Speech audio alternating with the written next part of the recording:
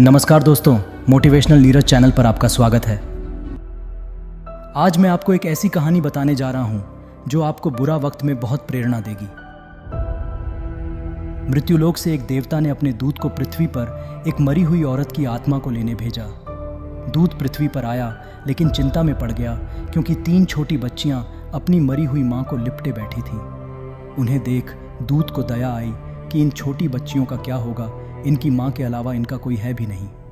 दूत को दुख हुआ और वो खाली हाथ वापस लौटा और देवताओं से बोला, मुझे माफ़ करें लेकिन आपसे कुछ भूल हो रही है। वह बच्चियां छोटी हैं, कुछ दिन उनकी मां को धरती पर रहने दीजिए। देवताओं ने दूत से कहा, तू बहुत समझदार हो गया, अब तू हमें सिखाएगा कब किसकी मौत होगी। ये तूने पाप किया है, अब तुझे सज़ा होगी। सज़ा ये है कि तुझे पृथ्वी पर तब तक रहना होगा जब तक कि तू 3 बार अपनी मूर्खता पर न हंस ले।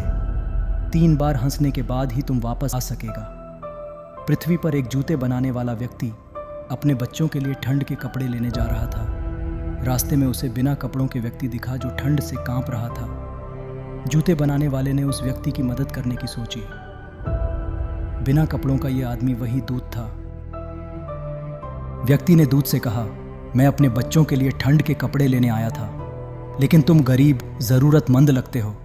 मैं तुम्हें कपड़े दिला देता हूँ और मेरे पास तुम्हारे लिए काम भी है। मेरे साथ घर भी चलो। लेकिन घर जाते ही मेरी बीवी मुझे चिल्लाएगी कि मैं किसे उठा लाया, तो तुम उसकी बातों का बुरा मत मानना। व्यक्ति और दूत घर चले गए और बीवी अपने पति को डांटने लगी, और कहाँ इतने सारे पैसे इस अनजान पर लुटा आए। ये देख दूत पहली बार यह सोचकर हंसा कि इनको पता भी नहीं इनके घर कौन आया है। जिस घर में दूत रुक जाते हैं वहाँ पैसे और खुशियों की बारिश होने लगती है।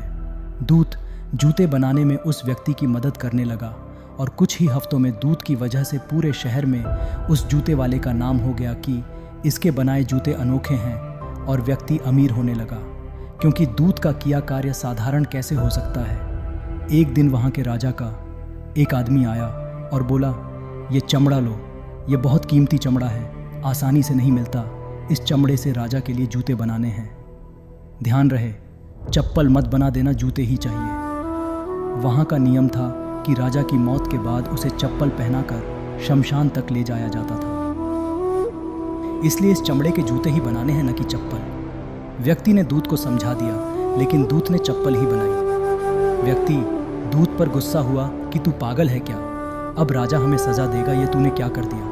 दूत दूसरी बार हंसा क्योंकि राजा के महल से व्यक्ति वापस आया और बोला कि राजा की मौत हो गई, इसलिए जूते मत बनाना, चप्पल ही बनाना। व्यक्ति ने दूत से माफ़ी मांगा कि तुमने आज मुझे बचा लिया, मैं बेवजह तुम पर गुस्सा हुआ। दूत दोबारा इसलिए हंसा क्योंकि भविष्य किसी को पता नहीं आगे क्या होगा, और हम बेवजह उम्मीद करते हैं जो कि व्यर्थ है। एक दिन अचानक 3 लड़कियां एक बूढ़ी महिला के साथ अपने लिए खूबसूरत सैंडल बनवाने के लिए आई। दूत पहचान गया कि ये वही 3 लड़कियां हैं जिन पर दया करने की वजह से मेरा आज यह हाल है। तीनों लड़कियां जवान और खूबसूरत और स्वस्थ थीं। दूत ने बूढ़ी महिला से पूछा तो उसने बताया, ये तीनों बच्चियां मेरे पड़ोस की थीं। सालों पहले इनकी मां गुजर गई, इन्हें पालने वाला कोई न था, इसलिए मैंने तीनों की देखभाल की, और आज यहाँ के राजा के 3 बेटों के साथ इनकी शादी हो रही है। अगर इनकी माँ जिंदा होती तो यह तीनों भूख, गरीबी और दरिद्रता में बड़ी होती।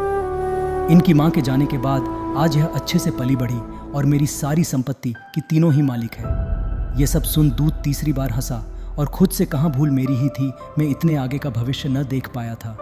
हम जो देख पाते हैं उससे भविष्य का कोई अंदाज नहीं लगा सकते जो भविष्य में होने वाला है। इसी के साथ दूत का दंड पूरा हो जाता है और वह वापस यमलोक चला जाता है। कहानी की सीख ये है कि जब हमारे जीवन में कुछ दुख, समस्या या फेलियर आता है तो हम उदास हो जाते हैं। कई बार तो ऐसा लगता है कि मेरा लाइफ हमेशा ऐसे ही रहेगी, कुछ सही नहीं होगा, लेकिन ये सभी हमारी भूल है।